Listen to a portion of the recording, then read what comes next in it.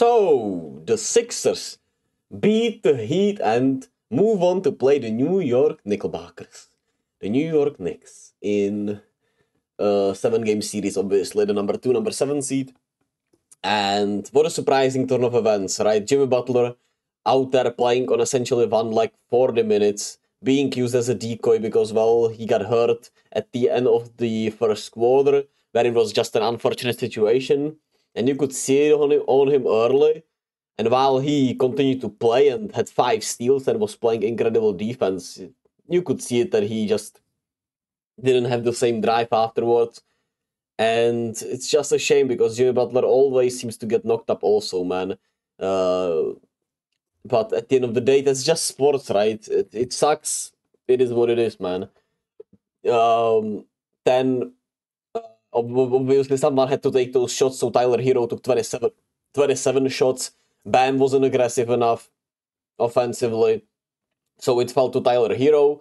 And, I mean, he did fairly well in the fourth quarter, but since he was the only one shooting, the Sixers were able to stop him when they needed to, and it just worked that way, right?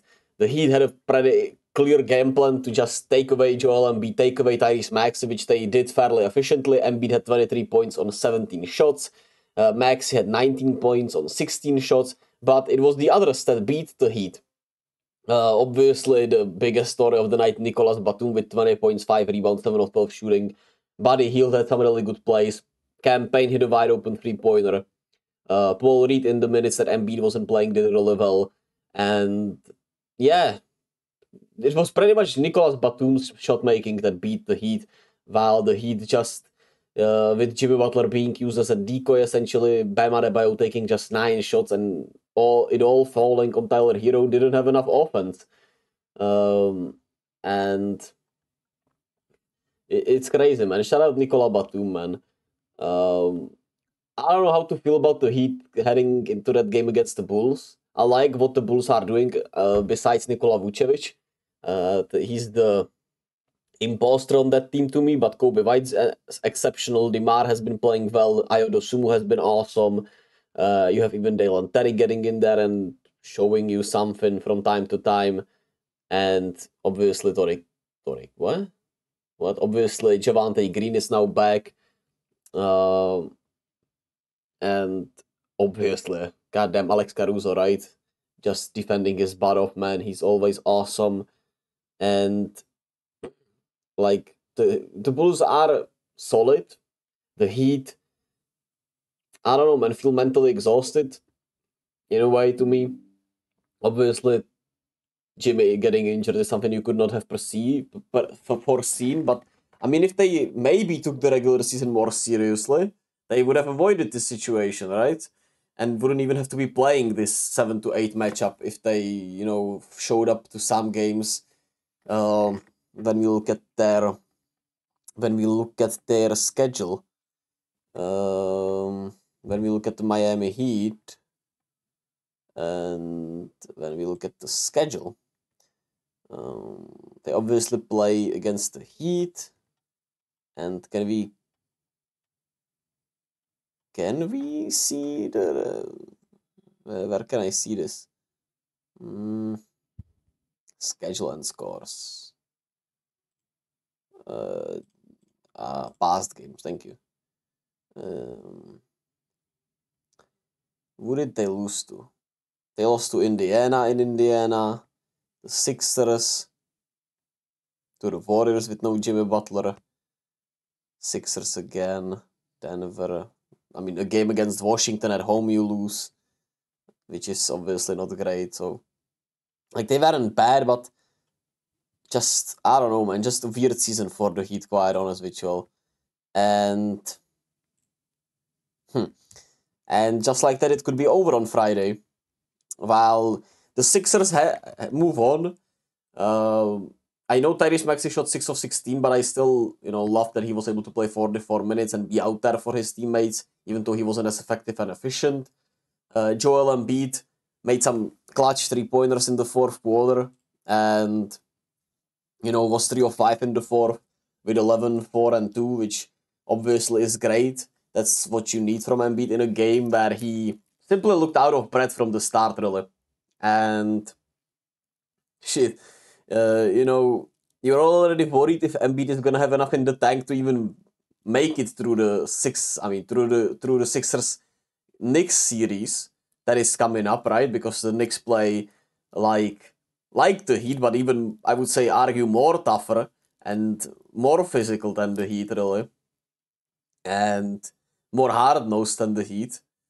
And Joel Embiid is already banged up. The injury he came back from has healed or not healed. I don't know, man. I'm picking the Knicks still. My gut tells me the Knicks are going to win that series in 7 or 6. I could see it even going to 5 if Joel Embiid obviously gets hurt early on. I could see the Sixers winning, don't get me wrong. Maybe Embiid has his moments and, throughout the series gets into a better game shape and is able to make it through that series healthy. But feels hard to imagine. As much as I hate to talk about it this way, it feels like it's gonna happen. And yeah, shout out to Nicolas Batum. He was sensational. Shout out to the role players of the Sixers. They did their job. And rough night for the Heat, whose season once again probably a disappointment. Such a weird team when you think about the Heat, really. Like, you can't truly write them off. You can't say they don't know what they're doing since they've been to finals and they've won titles, obviously. They've won 3 titles in this, century. But at the same time, some of the practices, some of the stuff just feels wrong. And they got beaten by a Heat culture type player. I know Nicolas Batum is known, rather than, if you had someone like Haywood Highsmith last year or something. But it's kind of poetic that it was Nicolas Batum who beat the Heat, to be quite honest with you. I don't know, something poetic about it to me. Sorry for the yawns, I'm just a little tired from everything. But I wanted to talk about it because I found this game really interesting, especially, the Heat got off to a great start, were up by double digits in the first half. But the Heat but the Sixers just kept at it, and Nicolas Batum woke up in that third quarter. I thought Buddy Hield also had a huge part in that. He had 7.6 assists, and he was a part of the run that brought the Sixers back.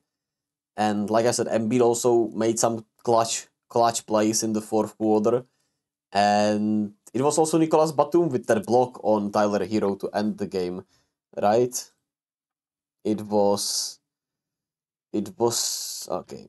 We can see it, unfortunately, but I'm pretty sure it was Batum that blocked Tyler Hero at the end of that game.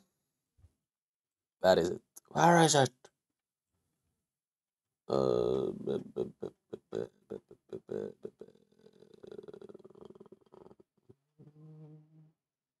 Miss, yeah, it was Nicolas Batum, obviously. So that is that.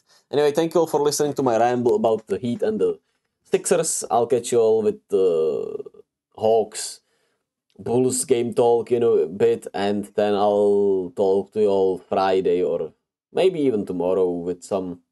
Wait, tomorrow is Friday, so I'll talk to you all tomorrow with some Warriors end of season re-evaluation or something like that, and then we'll talk about Chicago versus Miami, Sacramento versus New Orleans on Saturday. Thank you all for watching. I'll catch you all then.